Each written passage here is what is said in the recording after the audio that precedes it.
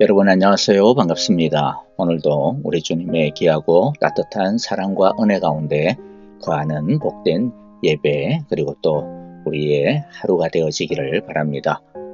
이제 우리 함께 찬양하며 예배하도록 하겠습니다.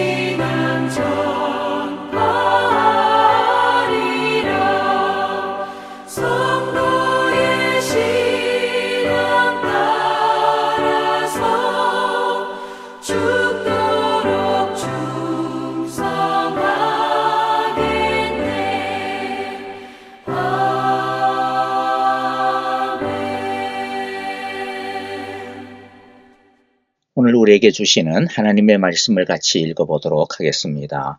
오늘은 목적이 이끄는 40일 39일째 날입니다. 삶의 균형 잡기라고 하는 주제로 우리 함께 나누겠는데요. 먼저 에베소서 5장 15절 말씀 같이 읽겠습니다. 그런즉 너희가 어떻게 행할지를 자세히 주의하여 지혜 없는 자같이 하지 말고 오직 지혜 있는 자같이 하여. 한 구절을 더 읽겠습니다. 베드로후서 3장 17절 말씀입니다. 그러므로 사랑하는 자들아 너희가 이것을 미리 알았은즉 무법한 자들의 미혹에 이끌려 너희가 굳센 데서 떨어질까 삼가라. 아멘. 균형을 잡고 사는 사람들은 복을 받을 것입니다. 그들은 모든 사람보다 오래 남을 것입니다. 하계올림픽 경기 종목 중 근대 5종은 사격, 펜싱, 승마, 달리기, 수영 등의 5가지 종목으로 이루어져 있습니다. 근대 5종 선수는 한두 종목이 아니라 5종목 모두를 잘해야 우승할 수가 있습니다. 우리 인생도 5가지 목적을 위한 5종 경기와 같다고 할 수 있습니다. 5가지 목적은 사도행전 2장에 나오는 그리스도인들이 실천했고 에베소서 4장에서 바울이 설명했으며 요한복음 17장에서 예수님이 본을 보여주셨습니다. 이 목적들은 대계명과 지상명령에 요약되어 있습니다. 이 두 명령은 이 책의 주제, 즉 우리 삶을 향한 하나님의 목적을 요약해주고 있습니다. 첫째, 내 마음을 다하여 하나님을 사랑하라. 우리는 하나님의 기쁨을 위해 지음받았습니다. 그래서 우리의 목적은 예배를 통해 하나님을 사랑하는 것입니다. 둘째, 내 이웃을 내 몸과 같이 사랑하라. 우리는 섬김을 위해 지음받았습니다. 그래서 우리의 목적은 사역을 통해 다른 사람들에게 사랑을 보여주는 것입니다. 셋째, 가서 모든 민족을 제자로 삼아라. 우리는 사명을 위해 지음받았습니다. 그래서 우리의 목적은 전도를 통해 하나님의 메시지를 나누는 것입니다. 넷째, 아버지와 아들과 성령의 이름으로 세례를 베풀라. 우리는 하나님의 가족을 위해 지음받았습니다. 그래서 우리의 목적은 교제를 통해 그분의 교회와 하나 되는 것입니다. 다섯 번째, 내가 너희에게 분부한 모든 것을 가르쳐 지키게 하라. 우리는 그리스도를 닮도록 지음받았습니다. 그래서 우리의 목적은 제자도를 통해 성장하는 것입니다. 대계명과 지상명령을 완수하기 위해 헌신할 때 우리는 위대한 그리스도인이 될 것입니다. 이 다섯 가지 목적을 균형 있게 이루어가는 것은 쉽지 않습니다. 우리는 대체로 가장 열정을 느끼는 일은 지나치게 집중하고 나머지는 소홀히 하는 경향이 있습니다. 교회도 마찬가지입니다. 그러나 우리는 책임감을 가지고 소그룹에 참여하고 자신의 영적 건강을 정기적으로 점검하며 영적 성장을 이루어 나가는 과정을 일기에 기록하고 배운 것을 다른 사람들에게 전함으로써 삶의 균형을 유지하고 바른 길로 나아갈 수 있습니다. 이는 목적이 이끄는 삶을 위한 중요한 실천 사항입니다. 만일 진지하게 바른 길을 가고자 한다면 이러한 습관을 길러야 합니다. 첫째, 영적 동역자나 소그룹과 함께 나누기 바랍니다. 목적이 이끄는 삶의 원칙을 내면화하는 가장 좋은 방법은 소그룹 안에서 함께 나누는 것입니다. 성경은 말합니다. 잠언 27장 17절에 보면 철이 철을 날카롭게 하는 것 같이 사람이 그의 친구의 얼굴을 빛나게 하느니라. 우리는 공동체 안에서 가장 잘 배웁니다. 대화를 통해 우리의 사고는 날카로워지고 신념은 깊어집니다. 소그룹에 참여해서 이 책을 함께 검토해 보기를 권합니다. 각 장의 의미와 적용점에 대해 토론하십시오. 그리고 그래서 이제 어떻게 할까? 라고 질문하십시오. 이 내용이 나, 내 가족, 우리 교회에 어떤 의미가 있는가? 이제 나는 어떻게 실천할 것이지? 라고 이렇게 질문해 보십시오. 바울은 이렇게 말했습니다. 빌립보서 4장 9절입니다. 너희는 내게 배우고 받고 듣고 본 바를 행하라. 부록 1에는 소그룹이나 성경 공부 모임에서 사용할 수 있는 토의 질문들이 실려 있습니다. 소그룹에서는 혼자 책을 읽는 것만으로는 얻을 수 없는 유익이 있습니다. 서로 배우고 피드백을 주고받을 수 있습니다. 또한 실제 사례를 들어 토론할 수 있습니다. 그리고 삶의 목적에 따라 살기 시작할 때 서로를 위해 기도하고 격려하며 지지해 줄 수 있습니다. 우리는 따로가 아니라 함께 성장해야 한다라고 하는 것을 기억하시기 바랍니다. 성경은 우리에게 이렇게 권면합니다. 데살로니가전서 5장 11절 말씀입니다. 그러므로 피차 권면하고 서로 덕을 세우기를 너희가 하는 것 같이 하라. 이 책을 함께 공부한 후에는 목적이 이끄는 삶을 위한 연구자료 부록 2를 참고해 주시기를 바라고요. 그 연구자료를 활용하여 새로운 소그룹 활동을 진행해 볼 수도 있을 것입니다. 또한 개인적인 성경 공부도 해야 합니다. 해당 구절의 맥락 속에서 공부할 수 있도록 이 책에 인용한 1000개가 넘는 성경 구절의 출처를 밝혀 놓았습니다.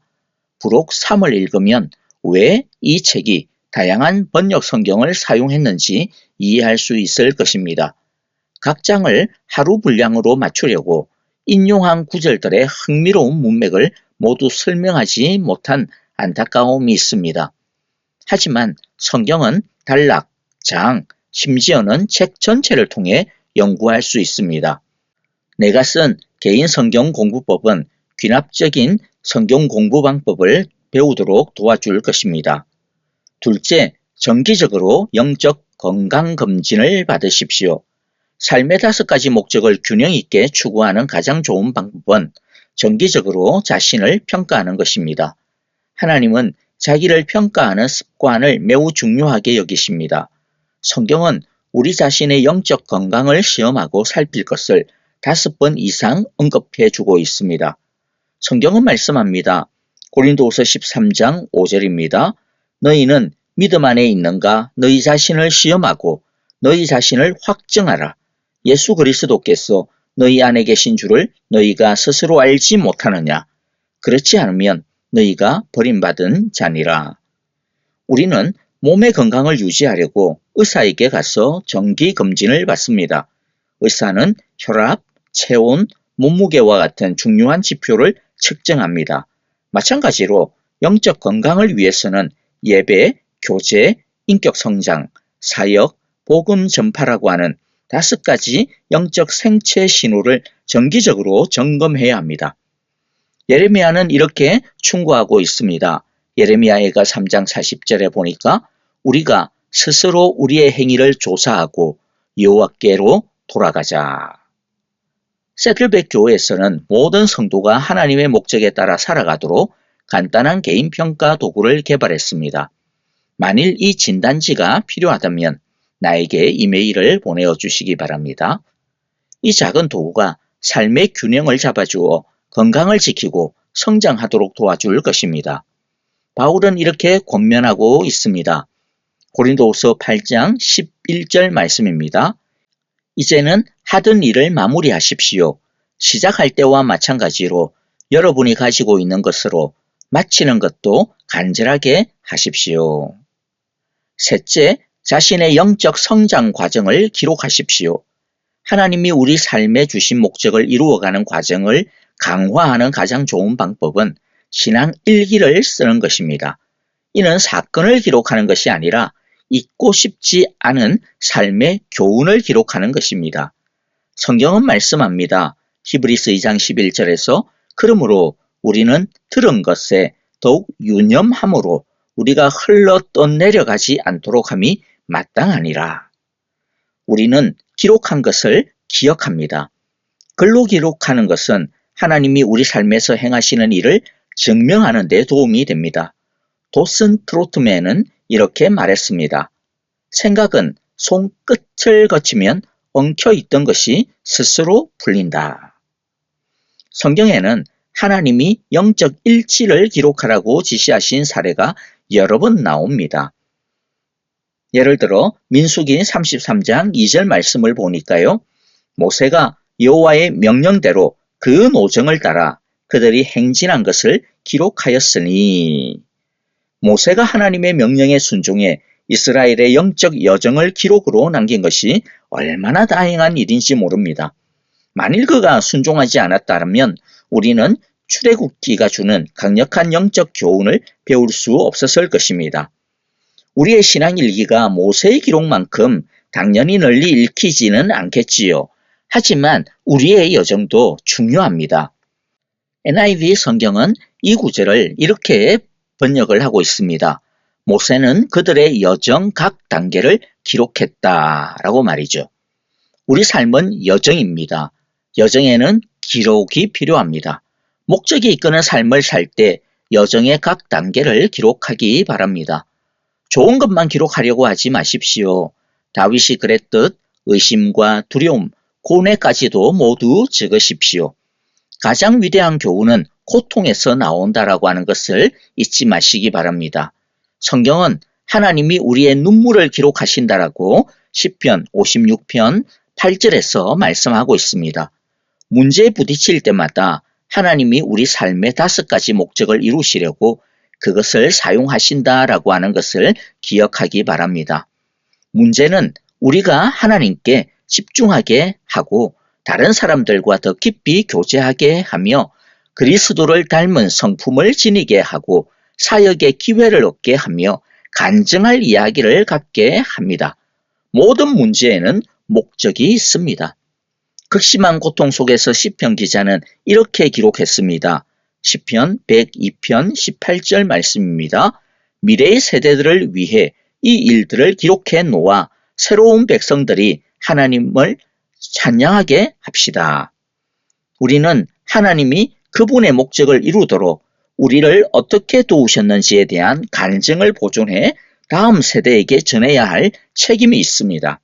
이것은 우리가 천국에 간 후에도 계속해서 말할 증언이 될 것입니다.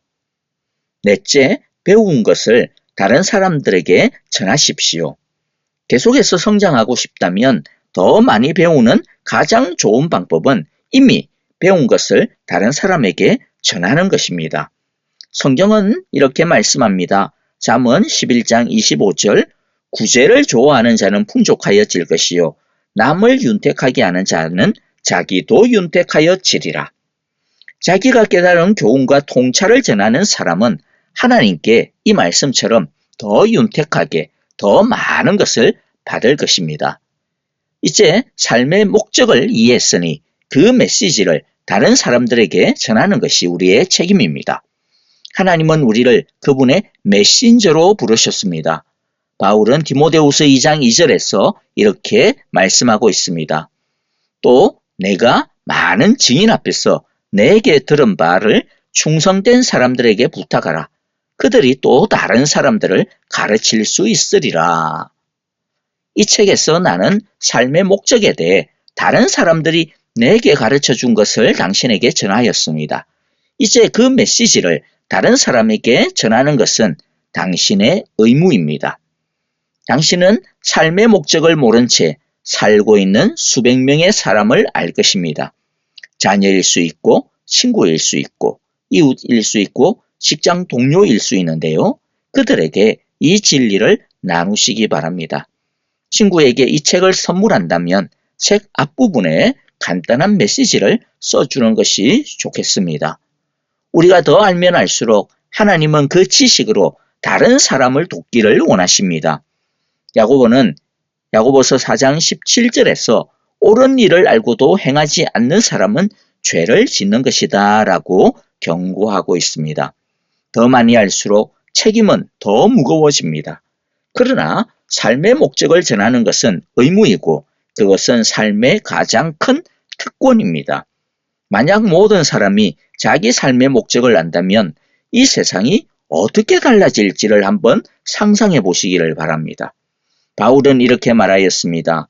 디모데전서 4장 6절에서 내가 이것으로 형제를 깨우치면 그리스도 예수의 좋은 군사가 되어. 아멘. 모든 것은 하나님의 영광을 위한 것이다. 우리가 배운 것을 전하는 이유는 하나님의 영광과 그분의 나라를 확장하기 위해서입니다. 십자가에 달리시기 전날 밤 예수님은 아버지께 이렇게 보고하셨습니다. 아버지께서 내게 하라고 주신 일을 내가 이루어 아버지를 이 세상에서 영화롭게 하였사오니. 예수님이 이 기도를 하셨을 때 그분은 아직 우리 죄를 위해 십자가를 지지 않으셨습니다. 그러면 그분은 어떤 일을 완수했다라고 말하고 있는 것일까요? 이 상황에서 예수님은 속죄, 즉 십자가가 아닌 다른 무언가를 의미하고 있습니다. 그 답은 예수님의 기도 중 그 다음 21구절에 담겨져 있습니다. 예수님은 아버지께 지난 3년 동안 하신 일을 말씀드렸습니다. 즉 제자들이 하나님의 목적을 위해 살도록 준비시킨 것입니다. 예수님은 제자들이 하나님을 알고 사랑하도록 도와주셨고 예배죠. 그 다음 서로 사랑하도록 가르치셨으며 교제입니다. 또 성장하고 성숙하도록 말씀을 주셨고 제자도 성장이죠. 그리고 섬기는 법을 친히 보여주셨으며 사역, 섬김이죠. 또 다른 사람들에게 전하도록 보내셨습니다. 복음 전파입니다. 예수님은 이처럼 목적이 이끄는 삶의 5가지의 모범을 보여주셨고 다른 사람들도 그렇게 살도록 가르치셨습니다. 이것이 바로 하나님께 영광을 돌려드린 일이었다라는 것입니다. 오늘날 하나님은 우리 각자에게도 동일한 사명을 주십니다. 하나님은 우리가 그분의 목적을 따라 사는 것뿐만 아니라 다른 사람들도 그렇게 살도록 돕기 원하십니다. 하나님은 우리가 사람들에게 예수님을 소개하기를 바라십니다. 그리고 그들을 교제의 자리로 인도하고 성숙하도록 도와주며 섬길 자리를 찾아주고 그들도 다른 사람들을 향해 나아가도록 보내기를 원하십니다. 이것이 바로 목적이 이끄는 삶입니다. 얼마를 살았든 상관없이 남은 삶은 생애 최고의 시간이 될 것입니다. 오늘부터 목적이 이끄는 삶을 우리 모두 다시 시작해 보기를 권면합니다. 아멘.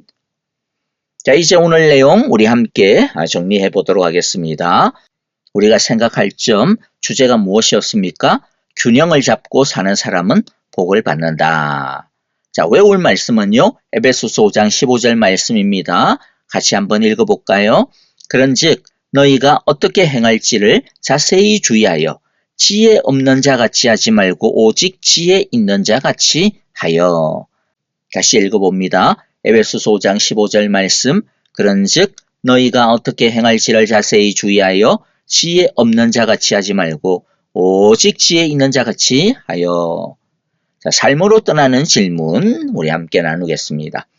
하나님이 내 삶에 주신 5가지 목적을 균형 있게 이루기 위해 이번 장에서 살펴본 4가지 활동 중 어떤 것부터 먼저 시작할까? 자, 4가지 활동 중 4가지 활동이 뭐였습니까? 한번 다시 정리를 해볼까요? 첫 번째는 영적 동력자나 소그룹과 함께 나누는 것이었고요. 두 번째는 정기적으로 영적 건강 검진을 받는 것이죠. 자신을 평가하는 것이었고, 세 번째는 자신의 영적 성장 과정을 기록하는 것, 신앙 일기를 써보는 것이었고요. 그리고 마지막으로 4번째는 배운 것을 다른 사람들에게 전하는 것이었습니다. 자, 이 4가지 중 어떤 것을 먼저 시작할까? 우리 한번 결단하고 우리 적용해 보기를 바랍니다. 자, 이제 우리 오늘 나눈 말씀들 마음 가운데 새기고요. 우리 주님께서, 성령님께서 깨우쳐 주시는 바를 따라서 함께 기도하는 시간 갖도록 하겠습니다. 교회를 위하여 기도합니다. 이제 목적이 이끄는 40일 막바지입니다. 여러분들, 우리가 깨닫고 우리가 또 도전받고 또 우리가 은혜 받은 것들을 그냥 흘려보내지 말고요. 우리 삶 속에서 하나라도 습관으로 자리 잡을 수 있도록 우리 노력하고 또 애쓰는 우리 모두가 되어지기를 바랍니다. 교회에서, 가정에서, 목장에서 이와 같은 하나님의 목적을 이루어가는 삶이 되어질 수 있기를 우리 함께 기도하고 또 서로 격려하는 우리 사랑의 교회가 되어질 수 있기를 간절히 바라고 또 함께 기도해 주시기를 바랍니다. 목장을 위하여, 목장 식구들, 목자, 목녀들을 위하여, 그리고 계속해서 우리 목장의 선교사님들을 위하여 간절하게 기도합시다. 그리고 아프신 분들을 위하여서도 계속 기도해 주시기를 바랍니다. 여러분, 치유와 회복과 또 새 힘을 위하여 우리 함께 기도해 주시기를 바라고요. 선교사님들을 위하여 기도하실 때 영적 은혜와 영적 부흥을 위하여, 그리고 무엇보다도 안전하고 건강하고 모든 가족들이 정말로 어렵고 힘든 가운데서도 행복하게 살며 또 행복하게 사역할 수 있도록 기도해 주시기를 바랍니다. 자, 이제 우리 함께 찬양하며 기도하도록 하겠습니다. 여러분들, 오늘 하루도 주의 은혜 가운데서 평안하시고 승리하시기를 바랍니다. 안녕히 계십시오. 감사합니다.